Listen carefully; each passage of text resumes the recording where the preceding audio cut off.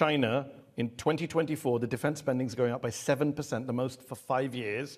You've had 29 consecutive years of military expenditure growth, the most of any country in the world. Since 2022, China has increased military drills around Taiwan. It's escalated since the new Taiwanese president was inaugurated in May. China is not a fan of him.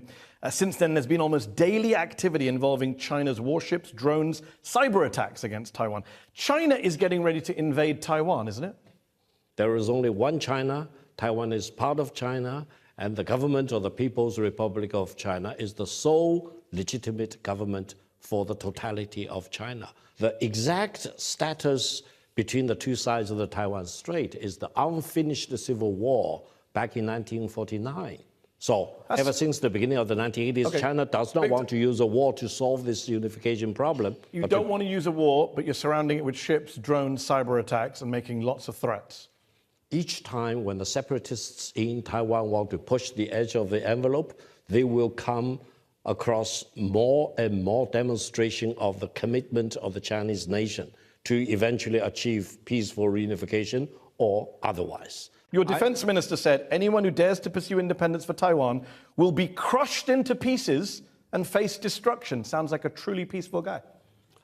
That's a real statement, because if the separatists really want to push the edge of the envelope with the aid of some big country, for example, which wants to use Taiwan as a proxy in its own geopolitical rivalry against China, then wait until you see what will happen. Reunification will be achieved, and China is the only permanent member of the United Nations Security Council which has not yet achieved a complete reunification. Well, I'm always amused with this phrase reunification, because if it's one China, then clearly it's not one China. Clearly you're accepting by definition if you need to reunify it. They are doing their own thing. And why this obsession with Taiwan? You are a country of 3.7 million square miles, a population 60 times that of Taiwan, economy 20 times the size of Taiwan. Why are you obsessed with Taiwan? Why not just leave them be? In terms of defending China's sovereignty and territorial integrity, any inch of land is not 1 inch too much. Any one single person is not one person too many. So we need to achieve reunification. Even though they don't want to be part of your country. 12% of the people of Taiwan say they want to reunify with China. 12%.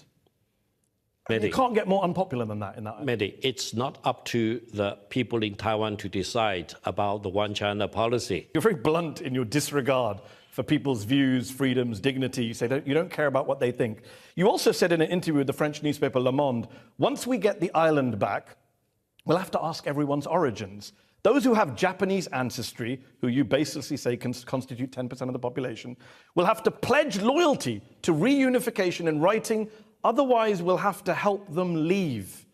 You're basically calling for the ethnic cleansing of 2.3 million people in Taiwan.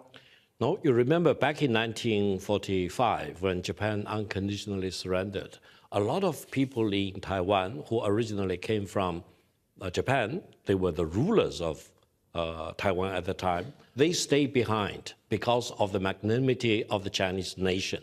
Now, several decades later, they account for about 10% of the local population in Taiwan. Now, if you really do your homework, you will realize that those die-hard Taiwanese separatists include many of these Japanese Chinese. But okay. But you would get rid of them. You would get rid of 2.3 million people. No, after the reunification, everyone in Taiwan needs to make a pledge whether they acknowledge there is only one China and Taiwan is part of China. And if they don't make that pledge, they're out. Those who pledge for the one China policy, they are local citizens. By the way, you didn't say everyone. You said of Japanese descent. That is literally ethnic cleansing. You're picking people by their ethnic heritage, making them do a loyalty test. Otherwise, they have to get out of the country they've lived in. It is not a loyalty test. Here, for example, in Britain, if you are a British citizen, you need to support the monarchy.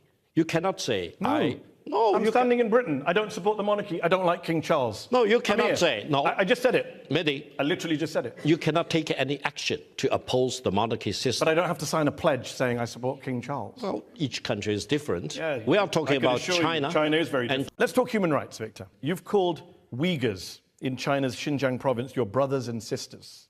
How do you feel about the fact that at least 500,000, some say more, of your brothers and sisters are being detained in camps by the Chinese government. That's 5% of the adult Uyghur population, one of the highest imprisonment detention rates in the world. Mehdi, the Uyghurs are a proud ethnic group, one of the 56 ethnic nationalities in China. The Uyghurs, as far as I'm concerned, are my true brothers and sisters. I know many of them. I travel to Xinjiang regularly, and I talk to many of the Uyghurs. Now, if anyone is serious about accusing China of practicing mass injustice to the Uyghurs, give me the evidence. I Just think did. Human Rights Watch say 500,000 people detained over the years in recent years. you keep quote Human Rights Watch, and I tell you... Do you know where they got those numbers from? I don't know. Can I tell you? I don't know. I thought you were the expert on You've been to Xinjiang. You've spoken to Uyghurs. You never heard these numbers? I do not know where did they get the source. So their source is the Xinjiang High People's Procuratorate, which has published its own statistics, Xinjiang official body, which says it's convicted 540,826 people prosecuted in the region since 2017. The United Nations Office for Human Rights looked at satellite footage. They say 10 to 20% of the population. Amnesty estimates 1 million people in camps. 500,000 is a conservative number. Mehdi, if you quote that organization, please be assured that that organization has been completely discredited for the false information they came up with. I love this game we're playing. You give me a source, I give you a source. They're discredited. They've said falsehoods. Mehdi, how can we? Let me ask you a question. How many people are in detention in Xinjiang? You give me a number. Listen, if you look at Xinjiang, you give me a number. If you look at, I do not have the number. Why not? Yeah. Hold on. You can't say it's not 500,000 and then say you don't have a number. I have a number. I have sources. How many people do you think are detained? Let me give you my reason. No. I go to Xinjiang a lot. I travel almost So they're your brothers and sisters. Xinjiang. You go there a lot, but Yes. you can't tell me how many people are in detention. Listen, they are happier. They enjoy their life. They enjoy their Muslim practices and traditions. Listen. How many people are in detention, Victor?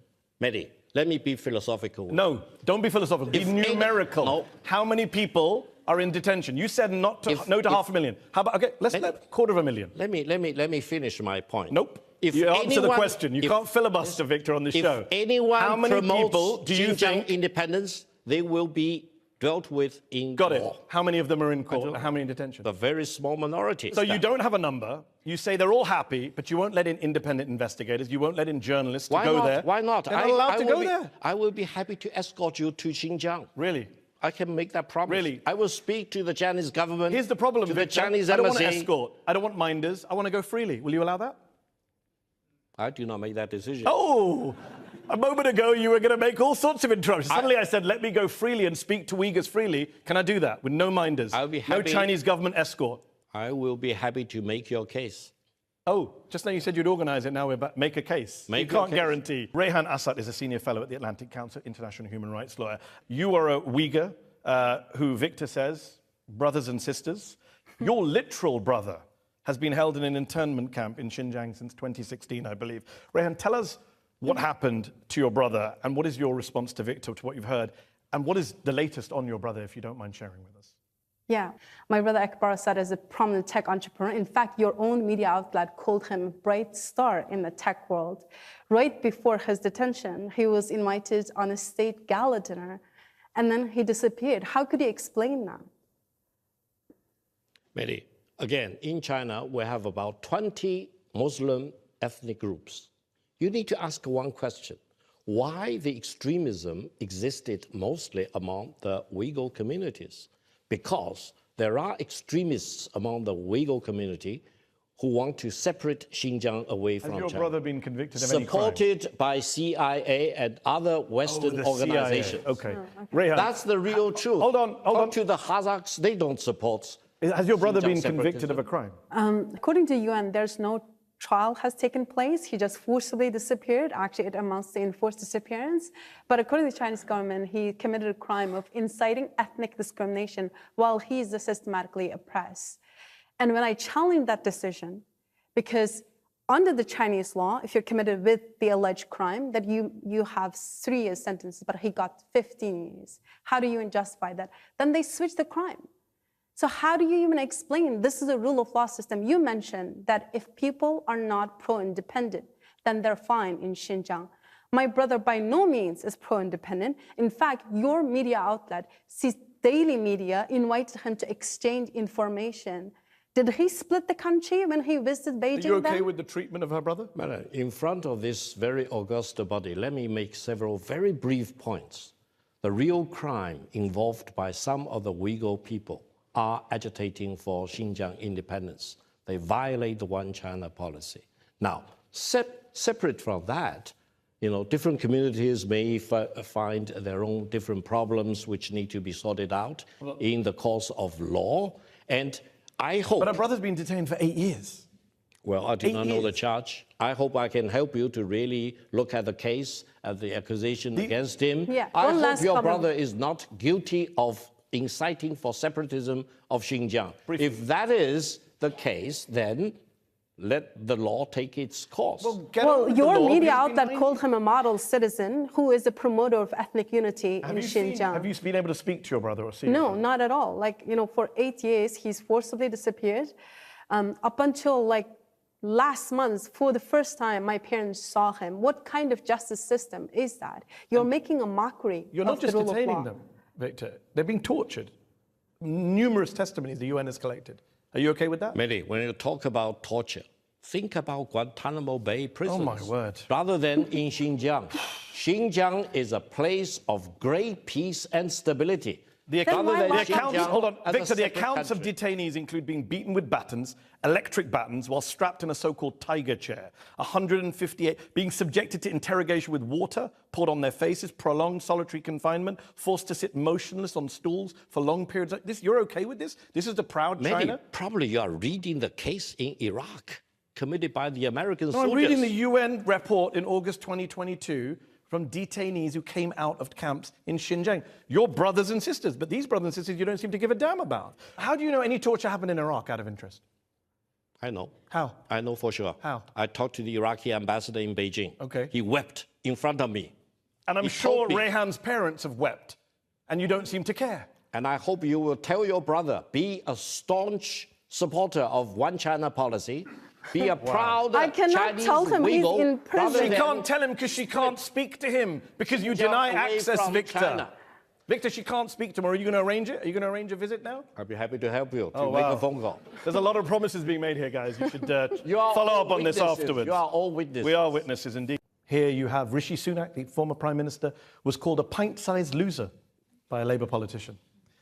No one in China has that kind of freedom to talk about their government, to talk about President Xi Jinping in that way. You can't say anything like that. You wouldn't dare say anything like that because you know what will happen to you when you go home. You know what will happen to your family. That's what China is. Mehdi, if you do anything, write anything, email or chat to your friends about taking anything action against, let's say, Prime Minister of Britain, President of the United States, I didn't say that. You'll be dealt with That's very what I said. swiftly. Victor, you're a master of straw man. That's not what I said. I said Rishi Sunak was called a pint-sized loser. Would you call Xi Jinping a pint-sized loser?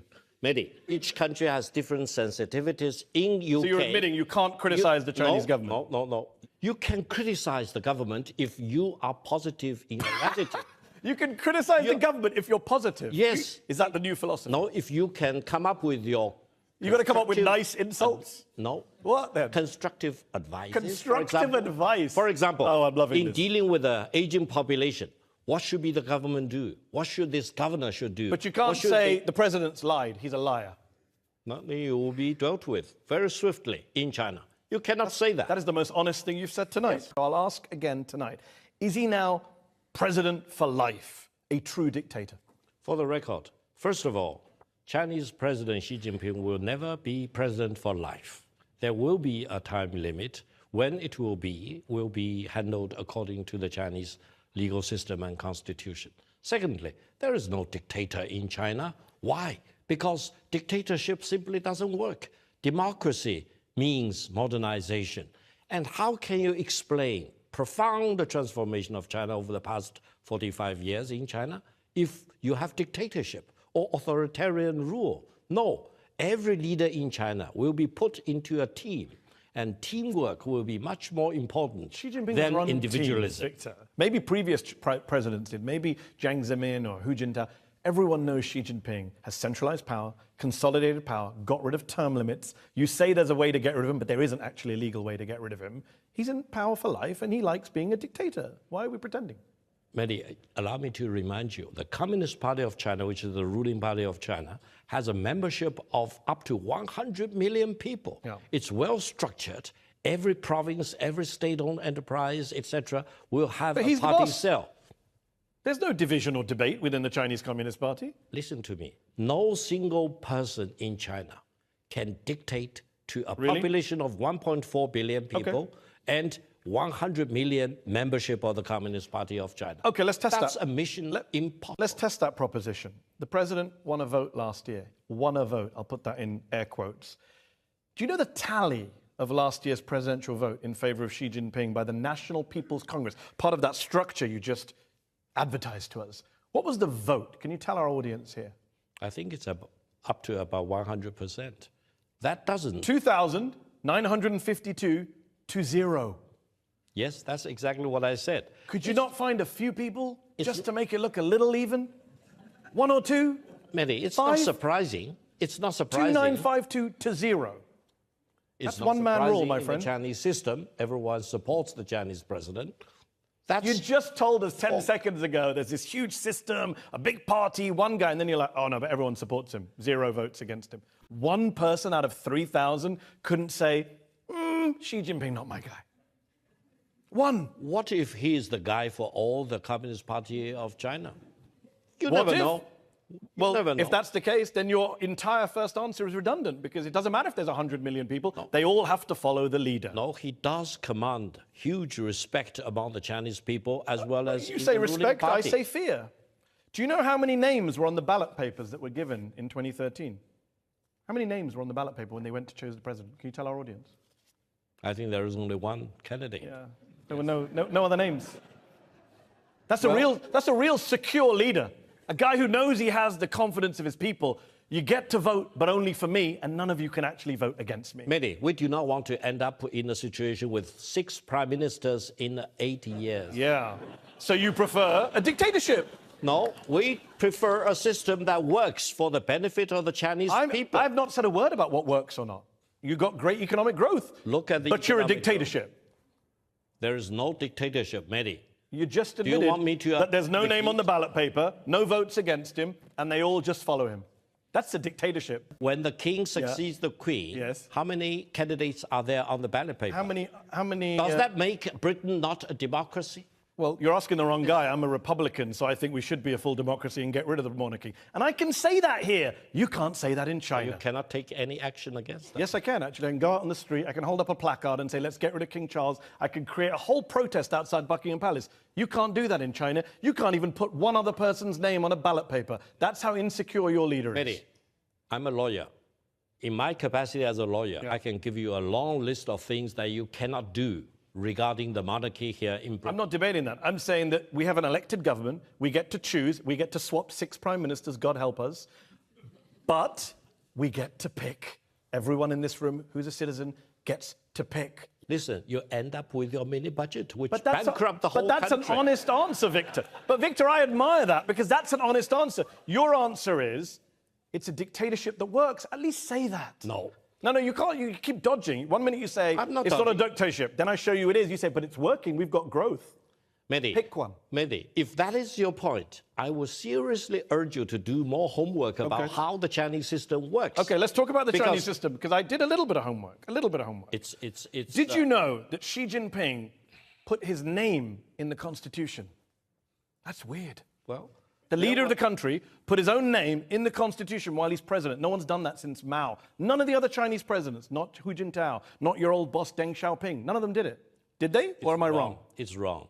Who did it? The Chinese Constitution has been most frequently amended compared with any other country. Am I wrong about what I just said with my little bit of homework? Mao's name was put into the Constitution. That's what I said. Deng's name was put into the Constitution. Not while he was president. And Jiang Zemin's name was put into the Constitution. Not while they were sitting presidents, and you know that. Tell our crowd here, not while they were president. They didn't do it themselves. According to my recollection, each of these names were put into the Constitution not while they were sitting president. While the leaders were still alive. Okay, so I'm right. Not while they were president. I love the little slip. Even Donald Trump, one of the great narcissists of our time, has not proposed yet putting his name into the US Constitution. If you are the president of China, you're elected without any opponents, no names on the ballot paper, 0 votes against you, you put your name in the Constitution, 6-year-olds are taught about Xi Jinping thought in primary school. That is not just a dictatorship, that is a cult of personality. I don't think China believes in personal. So why are personality 6-year-olds cult. learning about Xi Jinping thought? I'm pretty sure no 6-year-olds learned about Liz Truss's mini budget. Victor, The Chinese system is such that once you orient the country in one direction, everyone follows the suit. do they follow or are they ordered to follow? They don't follow out of choice. No, it's like a vehicle with 4 wheels. Here, you have 4 wheels aligned in different directions, opposing directions. In China, the 4 wheels of a car all lined up in one direction. Well, they don't. Going forward. Well, they don't, Victor. Let me give you an example. That's the Chinese way of doing it. Former Foreign Minister秦刚was removed from his post and has not been seen in public since June 2023. A few months later, China's Defense Minister, General Li Shangfu, disappeared from public view for months, has now been expelled from the party, accused of corruption. That's at least 2 ministers that disappeared just in the last year. This means China is really merciless in dealing with corruption of all kinds, even among the Your highest foreign ranks. minister and defense minister, imagine Antony Blinken and Lloyd Austin just disappeared tomorrow. We don't know where they are, we've never seen them again. That's not normal, Victor. Listen, corruption is rampant in China. How do we know they're corrupt? They just disappeared. Where's the trial? Where's the trial, Victor? Finish my point. Corruption of all kinds in China need to be dealt with. So where's with the trial? Mercilessness. So where's the trial? Where's the trial of the former foreign minister? We don't even know where he is. Mehdi, those things you don't know doesn't mean doesn't happen. Where is the trial for this man you're just accusing of corruption?秦刚was my good friend for more than 20 years. Where is he then? He is involved in corruption. Where is he? And he is dealt with very swiftly. Where is he, Victor? Regardless of He's your the good friend. You don't know where he seniority. is. Regardless Where of the is the seniority former foreign minister his of China? position. This is not a hard question. We're not asking where Rehan's brother in the middle of Xinjiang is that you can dodge. Where is the former foreign minister of China who disappeared? And by the way, he wasn't accused of corruption. The spokesman came out and said he has health reasons. Then corruption came later, by the way. Where did he go, your friend? That means there is a process, and the process. The process is starts not with ju- one lie that he's ill, and then the next lie is he's corrupt. He may be ill. You never know. I mean, he's probably ill after he's been in a Chinese prison. He may be ill now. Yeah, you never know. But, exactly. But at least Where is he?秦刚lost his job Victor, where is because he? of his corruption. Last question. That's the point. Where is he? He's somewhere in China. You will never see him. He is among the 1.4 Insane. billion people. And no, it's not just him. There's many other people who have disappeared. The previous defense minister disappeared. The Ministry of Industry and Technology disappeared. The former Interpol president disappeared. In China, you just disappear if they don't like you. That's the rule of law in China. I'm so in fact, happy they disappear, because if they keep doing their job, they will bring greater disaster. Victor, be to careful the what you nation. wish for, because everyone's watching this show. And if you get something wrong tonight, maybe you disappear. If I disappear, I hope you will bail me out. I'd have to find you first, and China's apparently a big country. My question is, as a dissident from Hong Kong, knowing that I cannot express freely in Hong Kong or in the UK without risking other people in trouble, I also know that you just now made claims about there's free speech in China, and it's possible to criticize the Chinese government just now again. Can you please demonstrate that free speech and tell us what are Xi Jinping's 2 worst mistakes in the past 5 years? Great question. If you can demonstrate to us that it's okay to criticize Xi Jinping, the Chinese government, and China, or even just say Xi Jinping kind of resembles Winnie the Pooh, would be good enough for me. Thank you. Victor, do you want to take that question? Well, thank you. I would say China need to make more prompt, take more prompt actions in dealing with the dramatic aging population in China and the dramatic demographic decline. Do you think Xi Jinping's to blame for not being fast enough on aging? No, I think the whole Chinese government, including not the Xi Central Committee, State Council, local government, need to take actions quickly to reverse that dramatic aging population problem and demographic decline. We're not going to get a criticism out of you. Let's go back to the audience. I would like to ask you a question on Tibet. Tibet, after 74 years of Chinese rule, is still under lockdown. No journalists, no individual tourists, even Tibetans are not allowed to see their families. What is China afraid of to keep Tibet in such a tight control and Tibetans in such an inhuman existence in our own country?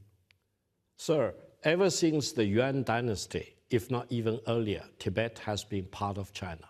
Through different dynasties, different historical periods, I can assure you, during your lifetime and mine, Tibet will always be part of China. Why are you so insistent on ruling places that don't want to be ruled by China? No, Tibet is we've been part through of Tibet, China. Taiwan, they're not happy in Xinjiang.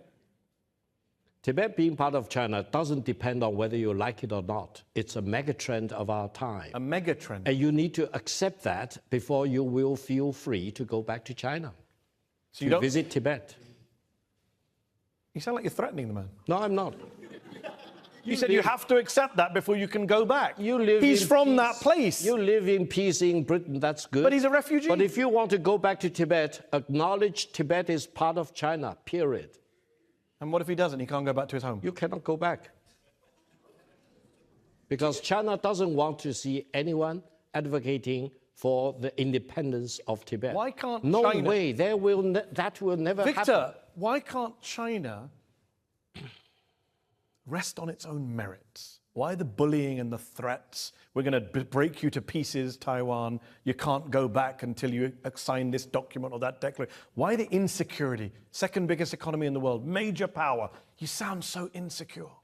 China's security rests on the principle that there is only one China. And Taiwan is part of China, Tibet is part of China, and Xinjiang is part of China. Period. And even if the people there don't want to be part of it, you don't give a damn. The majority of the people live happily as Chinese citizens. Did you do a vote? I will go with you to Tibet. We're going to go to Tibet and we're going to talk to all the Tibetans. And possibly I can go to Taiwan. Tibet, but the guy who's from there can't go there. You sound ludicrous when you say this stuff, I'm sorry to say. Let us go back to the audience. For many in the Uyghur diaspora, we have not been allowed contact with our families at home within the Uyghur Autonomous Region since 2017, when Chinese government started detaining more than 3 million plus Uyghurs into their high-tech surveillance concentration camps. My question to you, sir, what's the Chinese government trying to hide from us? Second, why can't we not talk freely with our families? Okay. Yet another Uyghur. So many Uyghurs, the same story, the same questions. I'm always very happy to see wherever I go a Uyghur person, because I do consider the Uyghurs as my brothers and sisters. On one condition, though. Part of me is starting to feel sorry for your actual brothers and sisters, I'll be honest with you.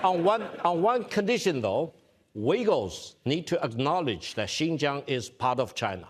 That's a big precondition. If you do not accept that precondition, hold on. You are not my brother or sister. Hold on, so that's fine. You don't have to be brothers and sisters, but can he not talk to his family? It depends on where your family is. There are indeed Uyghur separatists who want to promote separatism of Uyghur, but what about the people who are not separatists who just disappear? Turn Xinjiang into East Turkmenistan. This will never happen. Listen to this. Call your friends to stick to the one China policy. He just wants to talk on the phone to a family member. 2 years old, 7 years I didn't speak to my mother. I want to speak to my mother. I am British Uyghur. I want to speak to my mother. Do you understand? Literally support one China policy. Support Xinjiang being part of China. Victor. Period. Do you have no heart to see this man who can't speak to his 82-year-old mother? Is she a separatist? I wish your mother is here in this hall talking to you. And why don't you let her go? So then maybe she could. But then, on one condition, in China, zero tolerance of any separatist movement. An 82-year-old woman is a threat to China. What does that say about China? I hope she's not a separatist, but if she's a separatist, she will be dealt with by law. Period. Victor, before we finish, I have one question for you. We're in the UK. We're in Conway Hall, historic free speech society. Could we do a show like this? Could I interview you like this? Could Rehan come be on a panel like this in Beijing, in, say, the Beijing International Convention Center? Could we do a show like this? Audience members freely ask questions. You take questions from everyone. No one's vetted. No one's threatened. Could we do this in Beijing? Mehdi, if you ask me to line up all the support, you will do that. Really, I can assure you that. A show where every audience member gets to speak freely. No one turns up at their house afterwards. For many European countries, you do not need a visa to go to China. Pick up your luggage and buy a ticket. I'm not asking foreigners. Victor, I'm not asking foreigners to come. I'm saying could a Chinese audience turn up and ask whatever they want, criticize Xi Jinping, criticize the government, ask you questions, talk about Uyghurs. Could you do it in Beijing? Mehdi, in China, don't criticize our president. So we couldn't do this show. Unless you Well, I'm have glad you a answered the very question. positive, constructive proposal to make. From Criticism the is horse's not mouth. Don't criticize unless it's Criticism positive. is not the only goal. Criticism with constructive speech purposes is a goal. will be a better free speech. Free speech is a goal we cherish on this show. I'm glad to have offered you a platform for free speech. I wish you could offer me one back. Victor Gao, thank you for your time. Thank you to the audience in Conway Hall. And thank you to everyone at home for watching this episode of Head to Head.